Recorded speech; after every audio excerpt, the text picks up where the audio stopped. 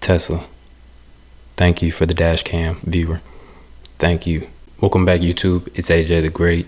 I hope everybody's out there that's been safe and sanitizing and practicing social distancing and staying at home. I'm here to give you guys a preview of the latest software release 2020.12.5, which gives off two new features: dash cam viewer and out of order supercharging stalls. Now let's jump right into it. The latest update now offers supercharger stations now to identify the number of stalls that are inactive and the current availability. With the recent update, you should now see the out of order stalls. Now, from Tesla, I would like to see an indicator on which stall is inadequate. It is annoying when you pull into the defective charging station and realize that this one doesn't work. Here are the features for the dash cam viewer. You're able to watch saved dash cam clips or Sentry mode events directly from your touchscreen. With dash cam viewer, to launch, tap the dash cam icon in the status bar and select launch viewer. And this only happens when the car is in park. If the car is in drive, you'll continue to save a clip by tapping the icon. To view saved clips and events stored on your USB drive, tap the menu icon in the upper left corner of the viewer.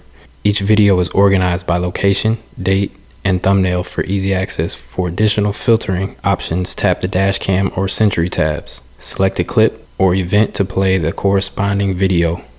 To select video from a particular camera, tap the associated thumbnail marked front, rear, left, or right. Play, pause, or scroll by using the video controls at the bottom of the player. To delete a video, tap the trash icon at the bottom right corner of the video player. Now this feature really enhances the car. I don't know how many times I needed to find a video and I had to sit through tons and tons of footage. It just was not efficient at all. If you're used to the old way of viewing your clips, you had to load your USB drive into your computer and you had a folder of the day of the events. Each event was about a minute clip and you had to go through each clip on each area of the camera and see where the accident happened or if there was a person vandalizing your vehicle. It was very time consuming and it was not the best solution. Being able to access all the camera angles on your car is incredible. This feature definitely saves time when you want to view footage from Sentry or dash cam footage. You could just pull it right up and show an officer if you get in an accident. It's real convenient. What other features do you think they should have included in this update?